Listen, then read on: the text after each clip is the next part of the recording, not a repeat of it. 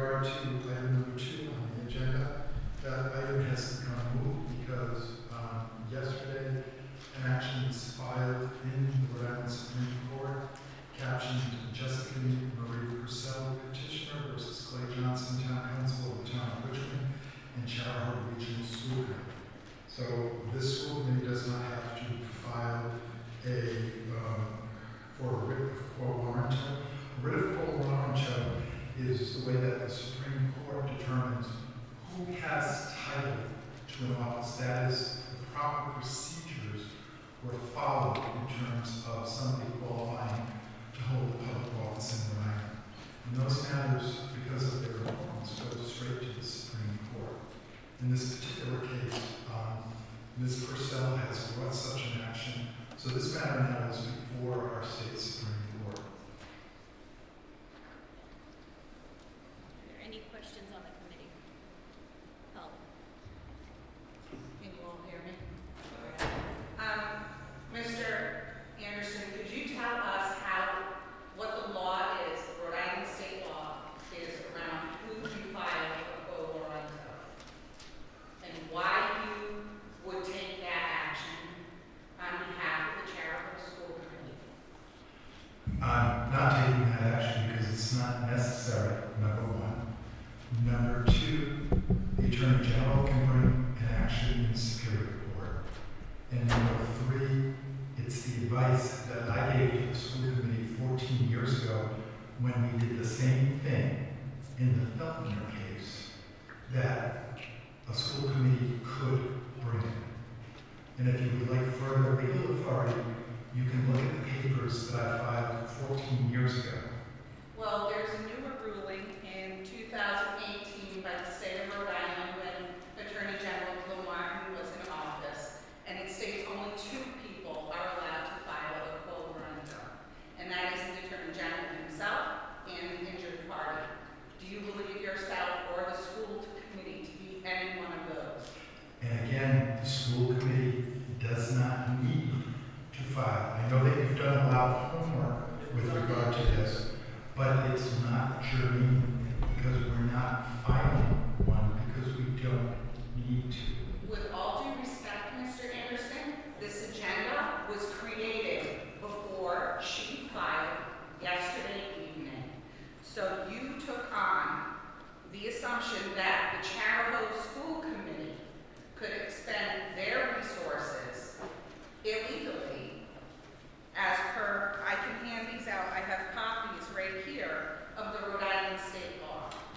Absolutely not. I believe that the school committee, if it had wanted to, could have filed an action. But again, it's not necessary because Ms. Purcell has filed one. Fire the lawyer. I'll give you all a copy of the state law, and it's right here in black and white. That's what is reasonably expected for any resident of Rhode Island to be able to look up and read. And it says very clearly, under Rhode Island law, a quo warranto action may be brought by only 2 persons, the Attorney General or a person who claims a right to the challenged office. Do you claim a right to the challenged office, or does the school committee? And again, I'm pointing out that the issue is moot. And if you have any questions, I will refer you to what I provided to the Supreme Court when we did this once before. And everybody told me in 2008 I was wrong, I didn't know what I was talking about, that I should be personally fined, and so forth. But the Supreme Court then ruled 5-0 in favor of the Chariho Regional School Committee. And that was 10 years previous to this Rhode Island state law.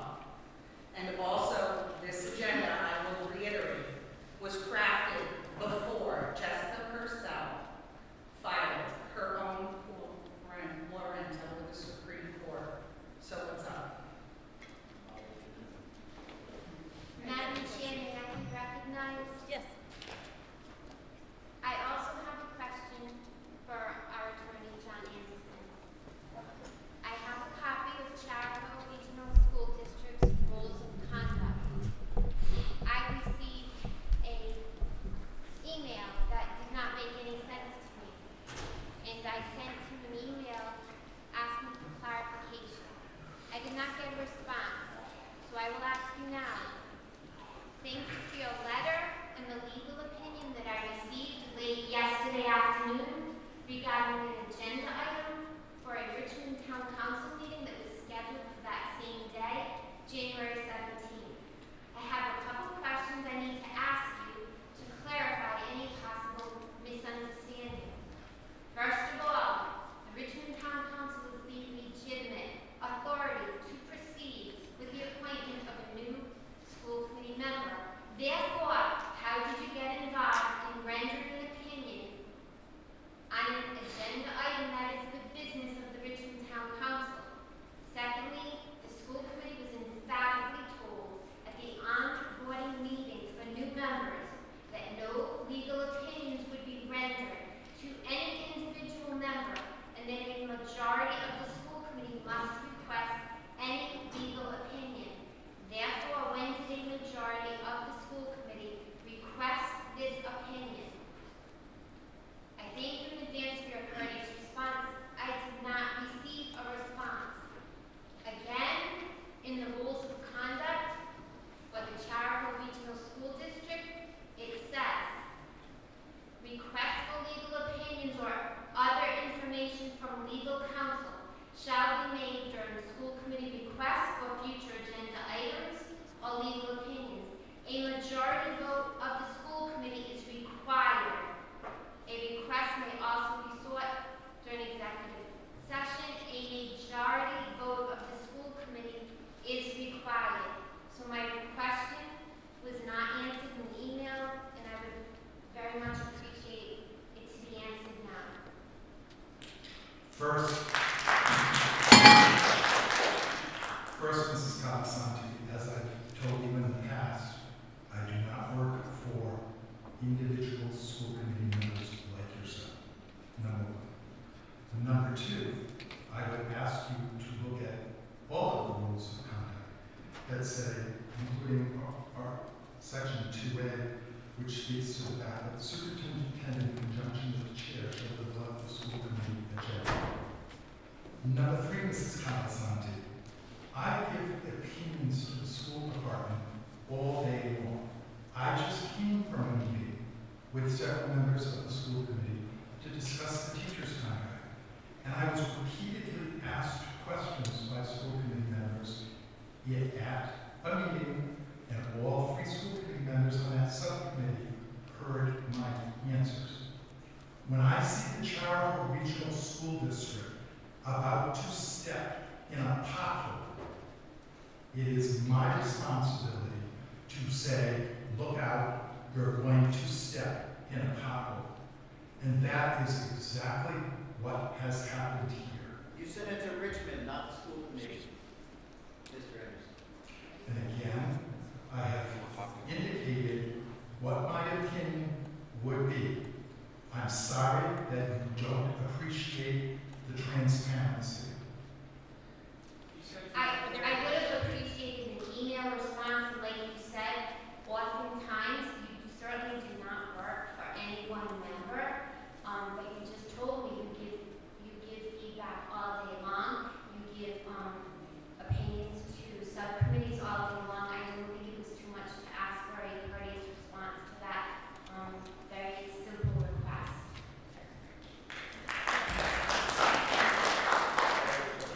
And again, Mrs. Cavasanti, if the Chariho Regional School Committee District is going to step into a pothole, I am going to speak up. You may not like what I say, but I am going to say what I believe. Under whose authority? Are there any other school committee members with questions? Well, can I ask Mr. Anderson to clarify how the Chariho Regional School Committee was about to step into a pothole?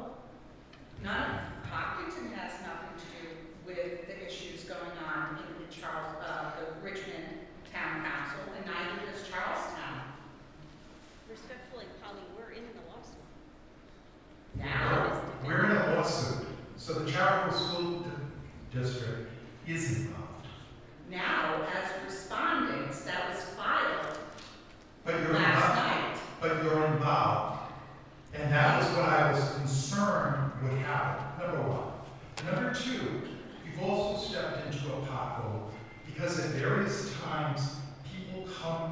the school committee and make requests. For example, homeschool parents come to the school committee and ask for permission to homeschool their children. We have traditionally handled those requests in executive session to honor the request from homeschool parents that we do it that way. If somebody attends executive session, however, who is not a member of the school committee, then we have to open that meeting to the entire public, which means that the privacy that the homeschool parents have requested, they no longer get. So having confusion as to who can attend executive session as a school committee member creates problems, not just for the Chariho Regional School Committee, it creates problems for homeschool parents, parents with student discipline matters, teachers with discipline matters, unions with grievances. These are all problems that have been created by this because it is not clear whether Mr. Johnson is properly a member of the school committee or not. In your opinion? And With all due respect, Mr. my job Anderson, is you were trying to muddy the waters of the time frame of how things went down here. You did not come to the school committee. We did not vote on you to submit an opinion in our name at the Richmond Town Council. And then spur on whatever Jessica herself wants to do, that's fine. That's her initiative. She is currently a citizen of Richmond. That has nothing crossing over with the Chariho School Committee in its entity. And you submitted this without a vote from the school committee on this item, no agenda item. You have submitted a letter in favor of her being put on the school committee. There's been other members here who have submitted letters in favor of Jessica herself. All of this happened before she filed her quo warranto. You served us up to file that quo warranto last Friday. And again, when I see the Chariho Regional School District about to step in a pothole. You stuck us in that pothole. No, with all due respect, I did not. You did. The Richmond Town Council put us in that pothole. No, they didn't. We are separate entities.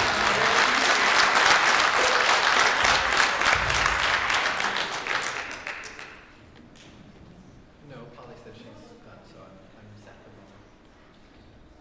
Are there any other school committee members with a question on this agenda item? Microphone, please. Are there any other school committee members who have a question on this agenda item?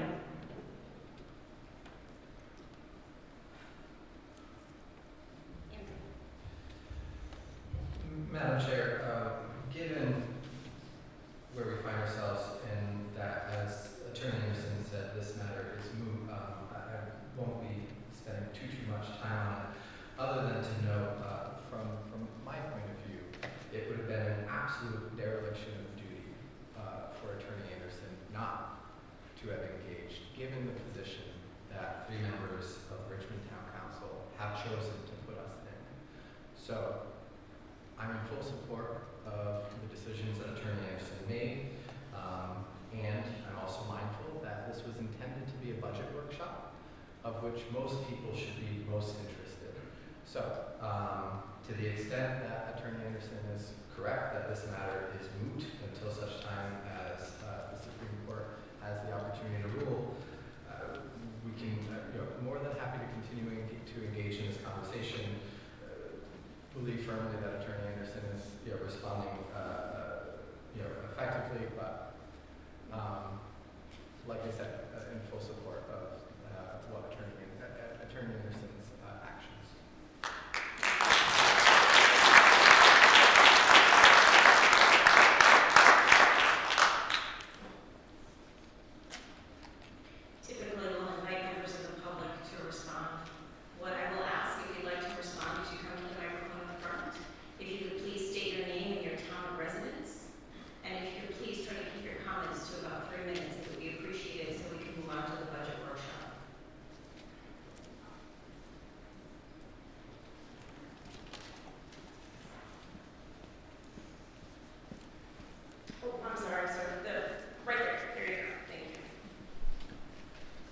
you. I'll be really brief. I'm Joe Larissa. I'm attorney for Clay. We also filed a petition for quo warranto today at the Supreme Court. So the matter is that matter is mooted, but now we have dueling quo warranto petitions. Both sides agree we want to act expeditiously, although we both think there should be a different outcome. And we hopefully will have a conference with the Supreme Court shortly. I got to Mr. Anderson, our petition, but it was at 4 o'clock, so perhaps he hadn't seen it yet. But I just want to make the committee aware that the matter is before the Supreme Court. Both parties claiming the right to the position are represented. There is no injunction whatsoever by the court against anybody. So you should proceed, in my view, exactly as you are with proceeding in the budget workshop. But I just wanted to give that update that there are now 2 and we're going to move as fast as we can. Thank you. Thank you very much.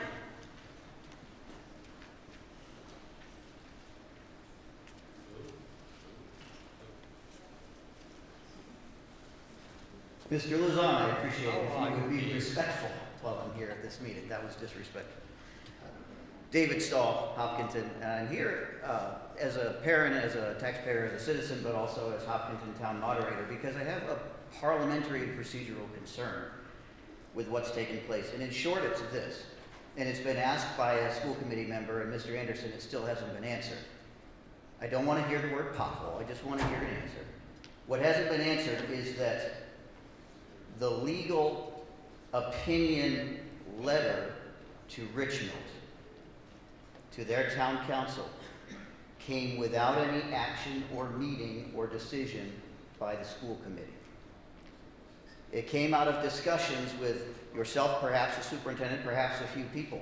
Whatever other conversation there was, Catherine Giusti told the Westerly Sun that the item made it to the agenda because committee members heard from Mr. Anderson about his concerns.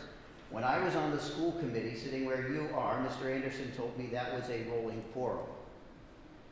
He also told me that we could not get a legal opinion or take any action on behalf of the school committee as individuals or without the permission of the entire school committee.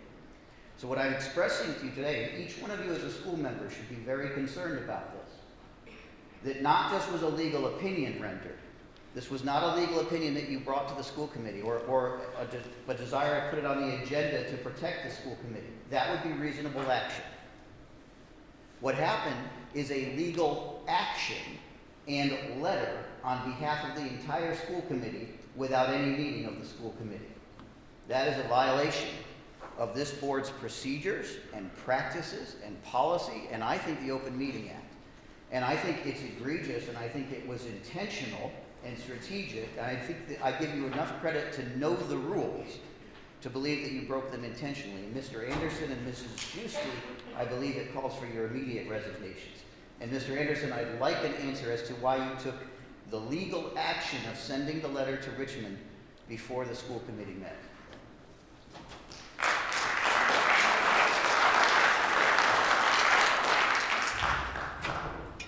Again, indicating what my opinion is exactly that. And I was being completely transparent. It's obvious to me, listening to some of the people speak tonight, that they wish that I had not been transparent. I will not apologize for being transparent. Would transparent be sending us emails about this as well? That would have, I think that would have alleviated a lot of our questions. Point of order.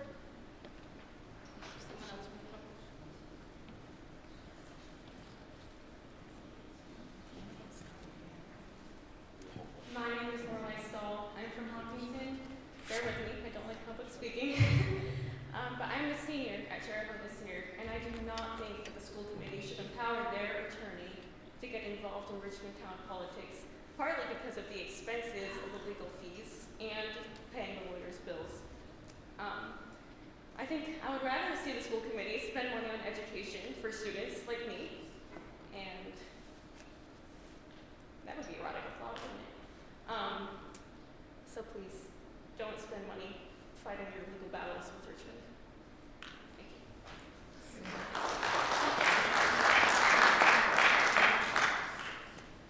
is Phyllis Penhallow. I'm from Charlestown. Richmond appointed someone to the school committee. Their appointment's controversial. I understand that. This is Richmond's business. It's a Richmond town issue. Their town council will have to work it out. Their citizens will work it out. A candidate who feels she was overlooked, she can challenge it. Courts and lawyers can battle that out on behalf of the town council and any concerned citizens. If the appointment was not done properly, they could figure it out. They could adjust accordingly. It's not the business of the school committee to go after towns about the process they use to send a representative. It's not appropriate for the school committee to use district resources for this matter, to use the money for this. It's also wrong that the school attorney has already done so on behalf of the district without a vote of the school committee.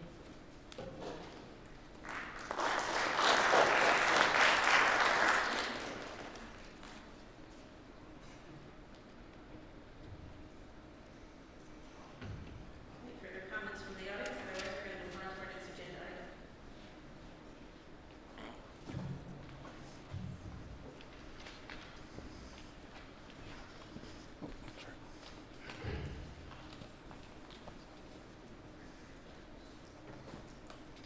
My name is Jennifer Sylvia. I'm a resident of Hopkinton. It's to my opinion that the school committee is supposed to be unbiased as far as who gets a seat on the committee. By Mr. Anderson getting involved in Richmond's matter, it seems to me as though he's guiding the school committee towards an unbiased point of view for the school committee, and it seems like he's trying to get someone that he prefers to have a seat at the table to push an agenda that maybe is not what the majority of the taxpayers would like.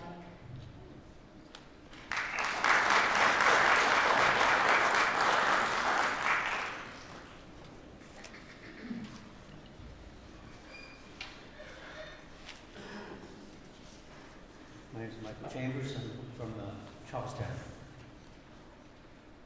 I want to say that we don't live in our own little individual bubbles. But one section of the Chariho regional school system does affects other sections of the school system. Richmond provided the name of a person that will affect the operation of this committee. The committee is concerned that this appointment does not reflect the will of all of the people in Richmond, but a small segment, number one. Number two, that everybody on this dais has been elected, not appointed, unless somebody, I can't see anybody here that was appointed. Name somebody. Okay, yes, okay. And yeah, that's right. You covered for Elizabeth. But most of you were all elected by the town people. Okay, and those who were appointed under a certain process that was well understood and was approved by your town. I don't see this happening here. I see people who voted are not getting their votes recognized. This person that's being proposed or proffered to the school committee didn't run. Didn't even care to run. Has never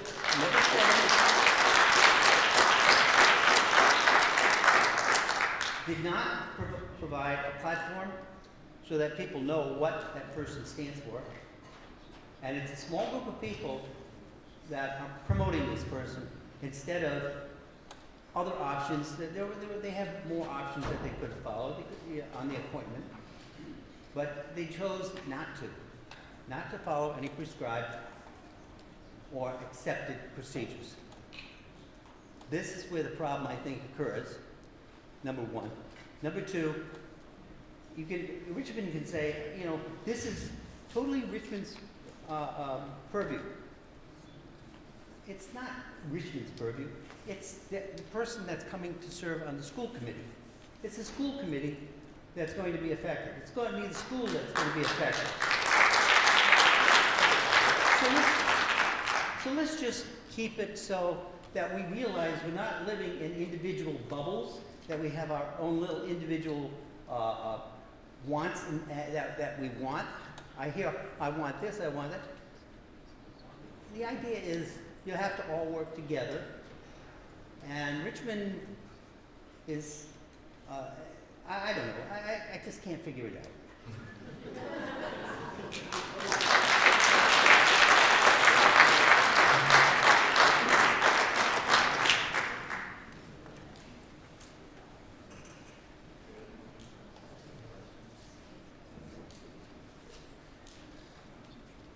Jeremy Palmer, Hopkinton, Rhode Island.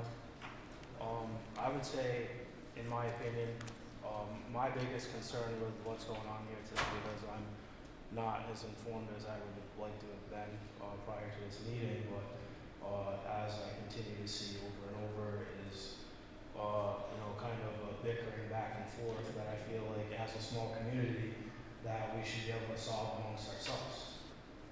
What is the reason that someone who is from Richmond in a council is being blamed for 3 people when everyone who sits on this board has an opportunity to communicate with that person in their daily life? It doesn't, at what point do we say that we're a small community and that's how we're going to act? We're going to act in a way that we can say, this is my neighbor. This isn't the person that is against me or has a non-common interest as me. You can tell by the applause in the audience that this is a separated crowd. And the thing is as leaders, I would encourage everyone here to, at some point put your ego aside and say that we're a community. You should be able to talk to people in your community who you say are responsible. Richmond board members are responsible. Perhaps if we all owned a little bit of our own, egos that are in this, we could put a lot of money aside and do something that's worth something instead of arguing with each other.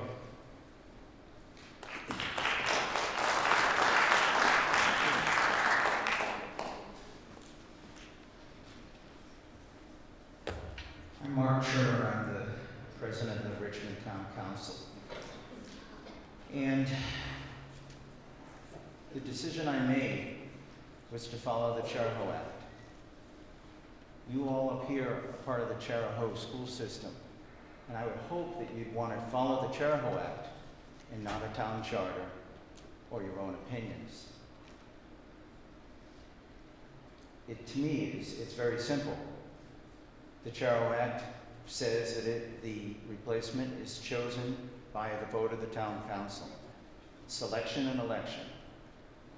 Secondly, there is a code of conduct that determines what is and what isn't done by the school committee, and also what is and isn't done by the school committee's attorney. I would think all of you up here and out in the audience would be incensed that the Chariho Act that was put in place in 1958 is not being followed. It's being ignored, it's being usurped. And in my humble opinion, that's wrong. Thank you.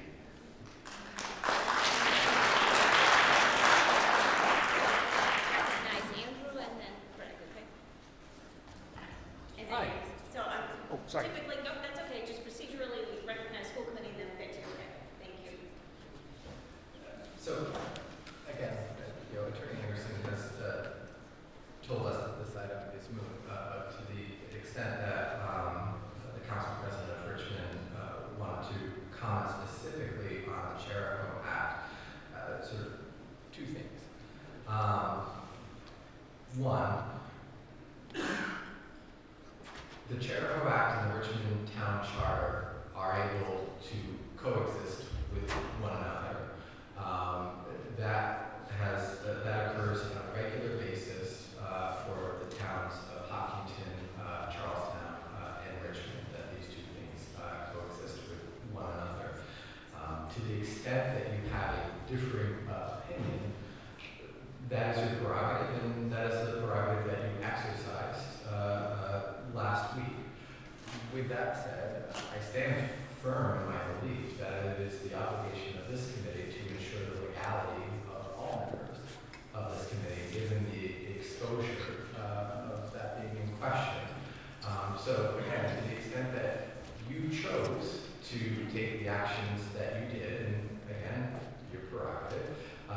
Likewise, we need to then correspondingly respond to ensure the legality of this committee. And I realize that my second point was probably getting a little too personal, so I'll choose to omit that. Mr. Luzon.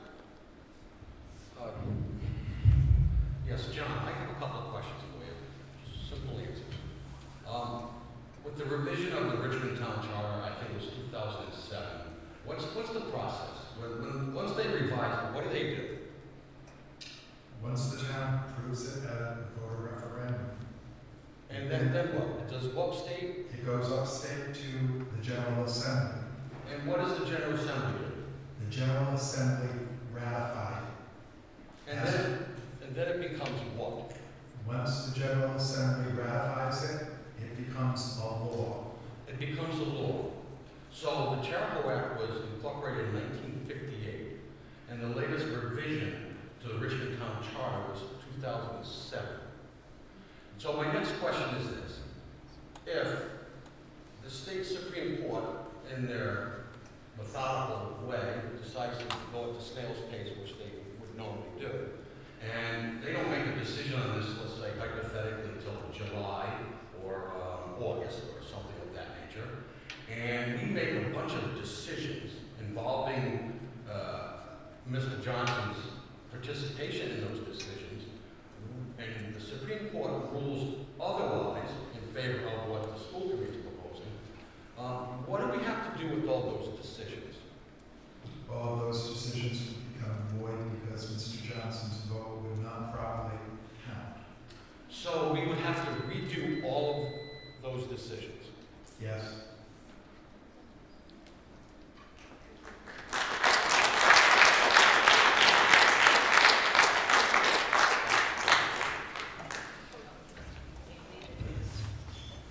Hi, Sean Purcell. You might recognize the last name. I'm a voting member of Richmond. And I'm Jessica Purcell's husband, but I didn't want to come up here as Jessica Purcell's husband. I want to come up as a member of the town of Richmond and just apologize that my town council didn't follow our charter. The Chariho Act works great. The charter complements that. It was a 1-2 punch, made it very easy, and they didn't make it easy. I'm just sorry that you have to deal with all this. I'm sorry that we have to deal with all this because the 3 people on our council decided that what they wanted was more important than what 101,400 and some odd voters wanted. It doesn't make sense that 3 is more than that. But anyways, I'm sorry that our council did that to everyone. And we'll get through it. So thank you all.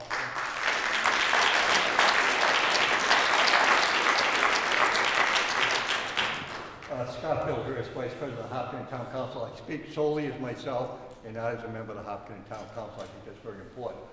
Number one, I do hope that when this is all settled, Clay Johnson is seated as a member of the school committee, but that's hopefully Richmond's choice, and we'll see how the legal process plays out. I think it's very important to realize that Clay Johnson is more experienced, and also in addition to that, Mrs. Bissell and her party were rejected nearly unanimously in the November 2022 election, and only 1 Democrat was elected. Very important. And the voters only could vote for 2. And if they had a chance to vote for other candidates on the Republican side, they probably would have elected it. And the office of school committee is a partisan elected position, which is both a legal and political reality. All I can say is I wish all concerned the best, but also it's a flaw that has to be corrected. But I am concerned about procedural things being followed. And finally, and I think more importantly, there's a political agenda, both of the left and the right, and we know the consequences that if Mr. Johnson's victory is secured, it will be a stalemate on the school committee between the left and the right, or that could be a good argument that was made. So that's the political reality. The Chariho School Committee is so evenly divided now. And I just want this Chariho School Committee to be more open-minded, be open for honest debate, and not stifle conservative or all views. I believe liberal views should be presented. I believe conservative views should be presented. And I just hope, and I look forward to this procedure being carried out. But I state again, before I sit down, I'm speaking solely as myself and not as a member of the Hopkins Town Council. Thank you.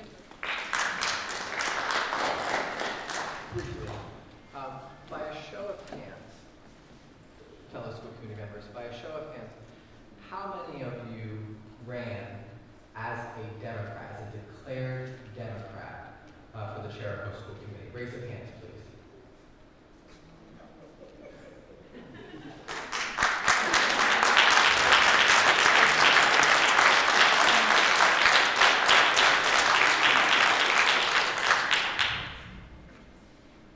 I have voted for Democrats. I have voted for Republicans. When I serve on the Chariho School Committee, I serve Chariho. Not a Republican agenda, not a Democratic agenda. There is not a single member of this school committee who has run as a declared Democrat. So it is false to state that there is this left and right that is occurring. Be courteous.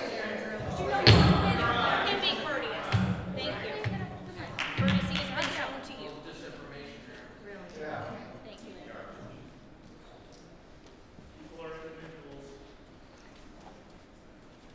Amy Luzon, Charlestown, Rhode Island.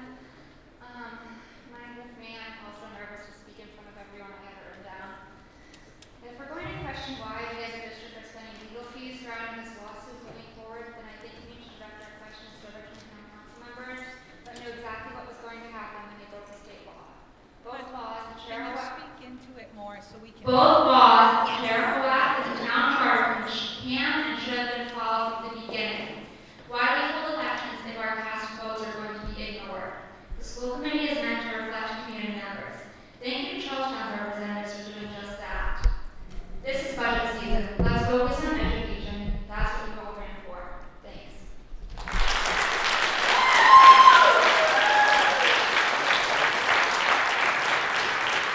Good evening, Louise Dinsmore from the town of Richmond.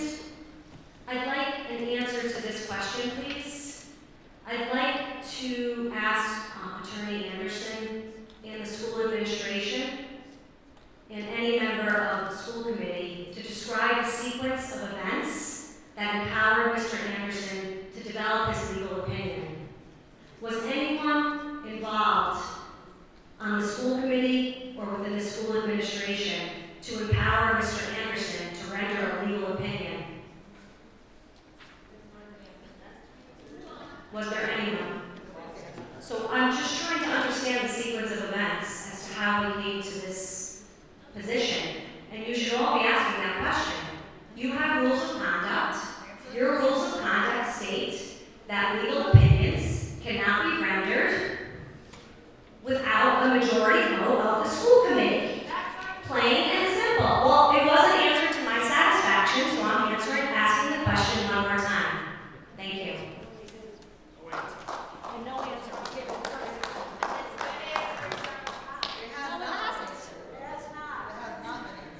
I'm Kristen Chambers from Richmond. I just want to make it clear that it wasn't the entire Richmond Town Council that got us in this mess. Samantha Wilcox and Richard Saney voted no to Clay Johnson's appointment. It's Mark Trimmer, Michael Colasande, and Helen Sheehan who got us into this mess by not following, by choosing one perspective, not admitting that both the Home Charter and the Chariho Act don't cancel each other out. They avoided my vote for Jessica Purcell, as well as over 1,400 other people. 3 people have canceled my vote.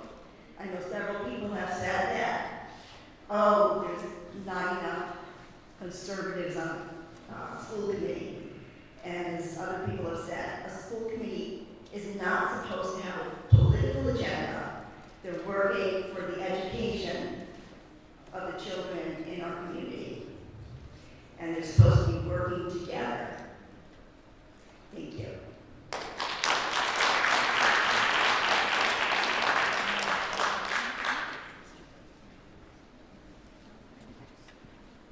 Hello, committee members. My name is Ryan Callahan, Richmond resident. Y'all hear me okay? No, hear you. No. Raise that mic up. Thank you. So I came in fourth in this last election, and I thank God every day for that. I applaud all of you, Republican and independent, since there's no Democrats up there. It's a tough job. Keep fighting the good fight. Keep expressing your opinions, irrespective of what side they are on. I do have a couple of clarification questions for Mr. Anderson. Ryan, speak up just a little bit. Sorry, I have a couple of clarification questions for Mr. Anderson. You commented that votes that take place should Mr. Johnson's position be vacated through the Superior Court would be invalidated. Can you clarify, is that every single vote, or is that only a vote in which he is in the majority position and the delta is 1? The latter. Okay. The latter. And let me say where that comes from. When we did this dance 15 years ago with Mr. Feltner, the process of recording Mr. Johnson's vote, but then recognizing that if the Supreme Court rules that he has not properly been appointed to the school committee, we will be able to go back. That was the process that was set up by Judge Thompson when we did this before, and that is the process that I'm recommending to the school committee. By the way, I just gave an opinion, and ask them, to follow, and the clerk to follow tonight. Okay. Thank you very much, and Chair, in indulgence, I see Mark Turner here tonight. Mark, I lost my temper with you the other night, and that was unfair of me. Matthew 15 says I should approach my brother privately, and I didn't do that. So since I did it publicly, I'm making a public apology. Thank you all for your time.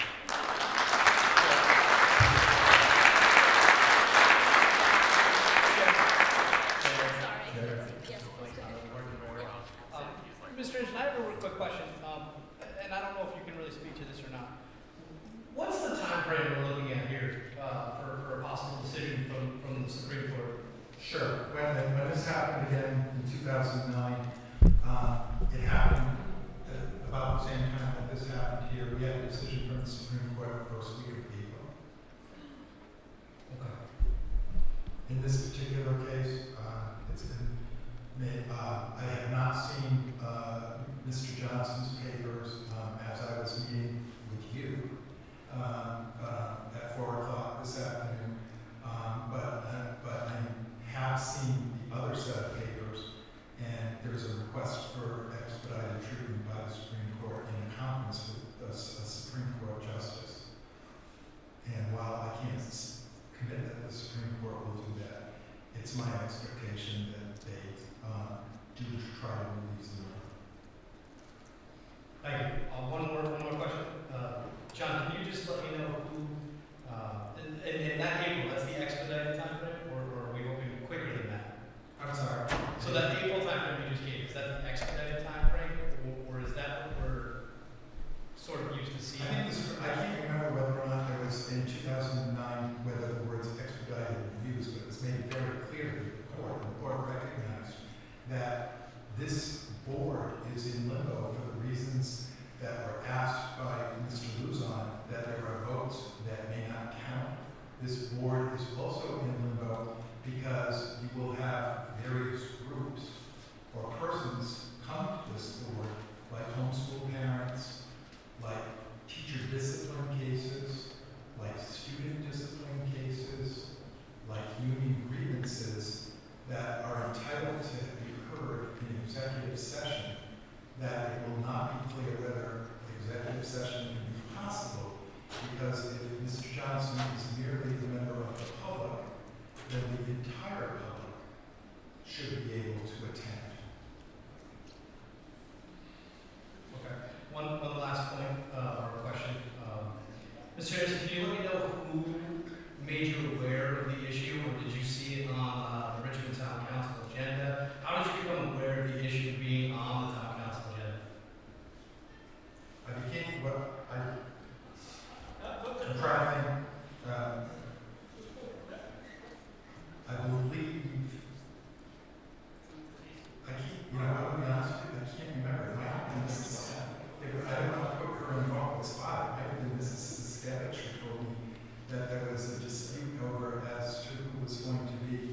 the next member of the council. Obviously, it makes a difference to Mrs. Dedich. Can I answer? You sure can.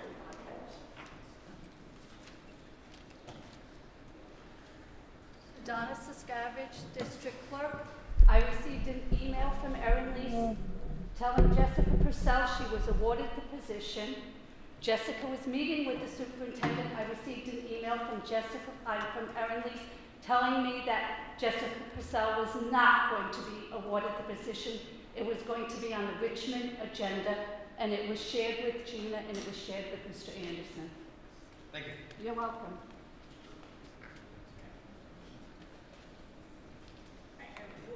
We are rapidly approaching 7 o'clock, so Mr. Pulisante, I'm going to ask you to give your comments, and then we're going to move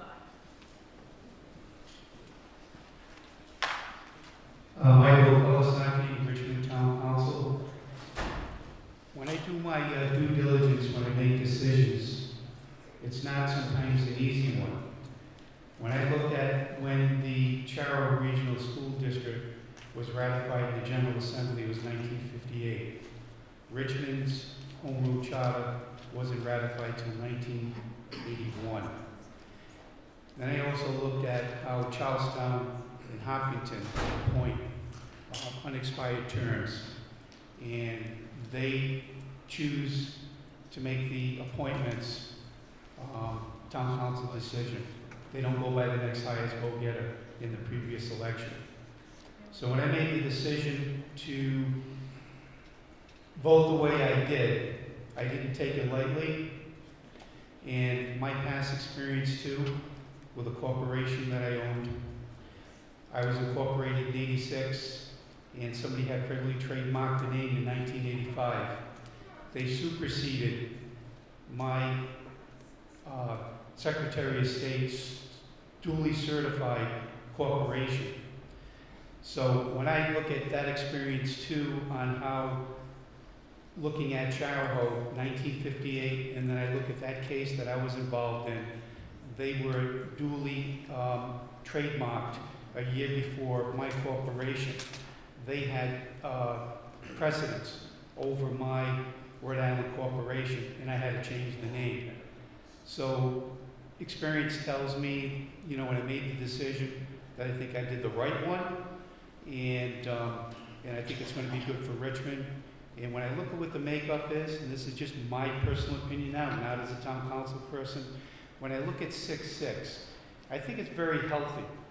And when you look at it the next election, when you have 6 people from each side, whether or not you want to say they're conservative or liberal, it'll give the voters a good chance to see who is pushing what agendas, and what is actually the best for the Chariho School District as a whole. A lot of times when you have 11-1, 10-2, it kind of gets skewed a little bit. I think it's healthy. I really do. And I think it'll give the opportunity for the Chariho District to be able to make a better educated choice the next election in 2024 when some of your seats come up for re-election. Again, that's my personal opinion, and you know, may the best ideas win. Thank you.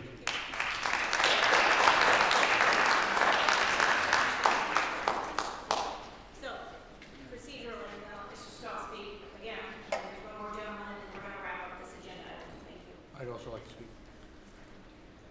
Thank you, Mrs. Houston. 2 clarifications for me. One is a clarification from your answers, Mr. Anderson, and the second one is a question for the school committee as a whole.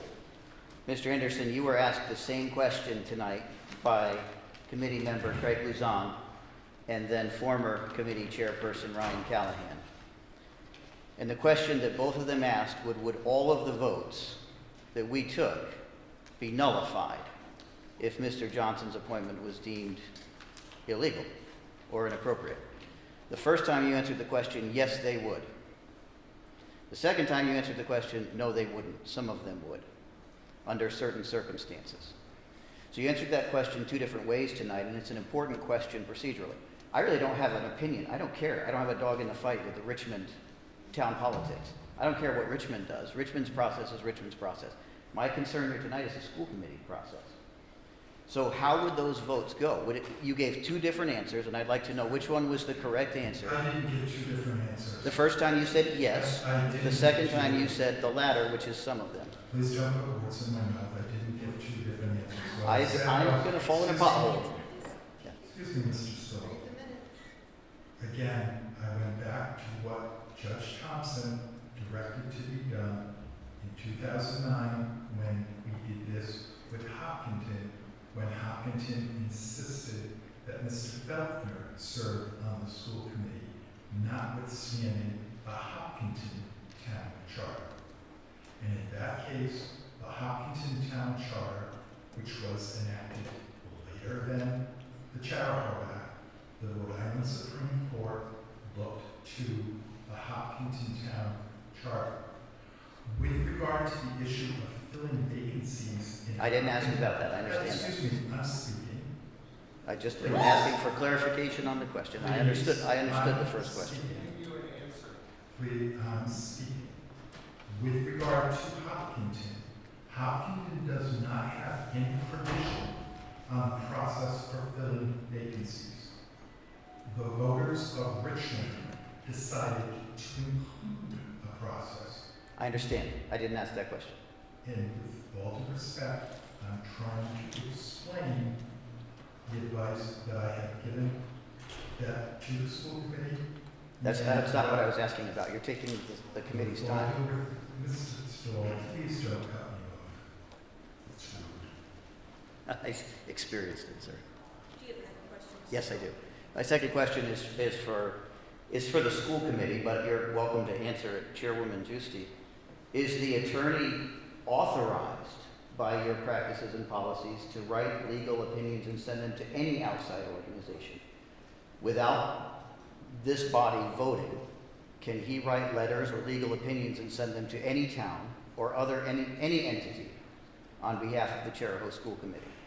Is he advised or authored or authorized or allowed to do that? Because that's what's happened here. And that could be a very slippery slope and a very dangerous situation if he can speak for the school committee and write legal action or legal opinion or legal threat letters to any agency on your behalf. Is that the school committee's understanding of your policy and practice? Mr. Stoll, as I previously indicated, that I was being transparent and telling people in advance what I would give for advice. I asked the school committee. Again, I value transparency. Mr. Anderson, I asked the school committee. I can answer that because the first email I've gotten from you is January 17th, when you sent me the copy of the letter that you submitted to the Richmond Town Council.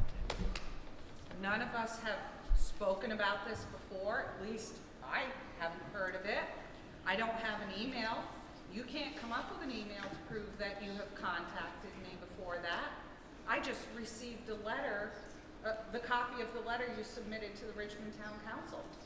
That is exactly the contact that I sent to you, which told you what my advice would be. So you couldn't come to this meeting and say, gee, Mr. Anderson, We did why not didn't you tell me? authorize Excuse me, you to form I'm an speaking. opinion. So that you wouldn't come to this meeting and say, Mr. Anderson, you didn't give me fair warning as to what you were going to say. Who? Sir, you've got, did you want to speak? I'm sorry, are you done? Oh, I'm sorry. Donna Chambers, did you have a comment? I don't believe it is, Mr. Stone. Okay. Is that the school committee's policy? All right, is there, Chairman Juicy, may I be point recognized? of order, can you do, did you have a question, Mrs. Colasante? Yes. Go for it. My question is, I've talked to other school committee members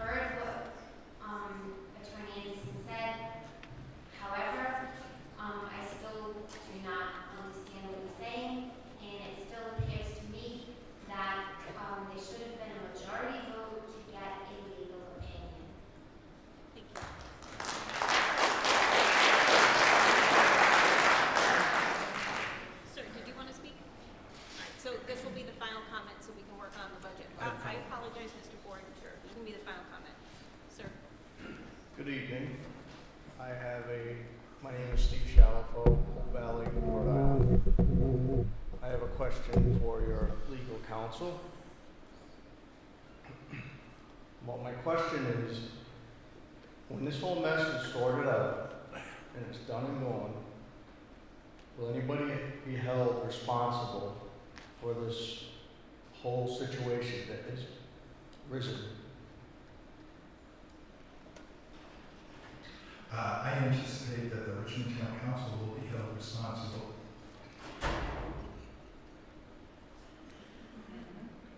The Richmond Town Council will also be responsible for any additional legal fees that are incurred. Chariho Regional School Committee will not incur additional legal fees because this is part of the routine that I've worked on since before the Feltner case. There's not an extra dollar of cost to the Chariho School Committee in this case. I don't know if Mr. Turner can address that with regard to Richmond. My next question is, with you making that statement, are you legally bound by anything to reinforce that? I don't understand the question. Financially, if the Chariho school system, so it's not going to cost them a dime for this whole mess. It's all going to come back on Richmond. When I did the Feltner thing, 15 years ago, it did not cost Chariho an extra dime. Indeed, what I've done is gone out the same papers because essentially we're running the same road that we ran 15 years ago. Been there, done that. Okay, so you're relying on what happened 15 years ago? In part, yes. And then I'm also relying more importantly on the fact that, number one, the statute and the Chariho Act and the Richmond Town Charter can be read consistently.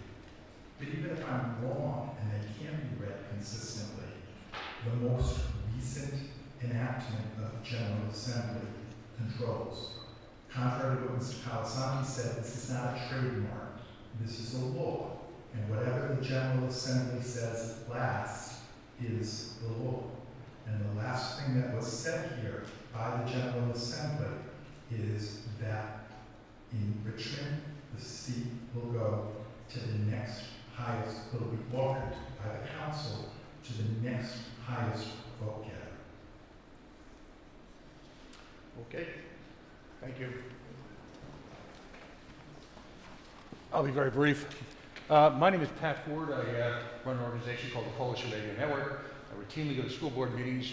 I can now officially say I've done Westerly, the Woonsocket, and everywhere in between. My rhetorical, very brief question is, how is it possible, given the beauty of this facility, the sophistication of the teaching, and the quality of the education here, that in the year 2023, these meetings are not videotaped or recorded for general public consumption, regardless of which side you may feel yourself on? My understanding is the recording is made, but it's not posted anywhere. That's not democracy. That's not transparency. I love the virtue signaling. I love the rhetoric. But again, the people who are not able to make it here today, whether you be elderly, whether you have childcare issues, will never be able to see what happens or what transpires here. Frankly, you're an outlier. You're one of the few municipalities that does not at least record this. YouTube's free. So for about $400 or $500, I would suggest you put the money aside. Maybe cut back on the snacks budget, so that people can have an opportunity to see what transpires here. Thank you.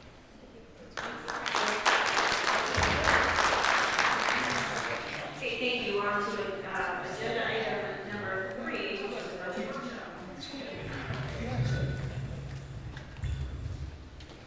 Good evening. So to begin with the budget workshop, we were informed by the governor's budget that we have a preliminary increase, which that means that the General Assembly will now review the governor's budget, and they have until session ends, which is typically June, to determine if that funding will change.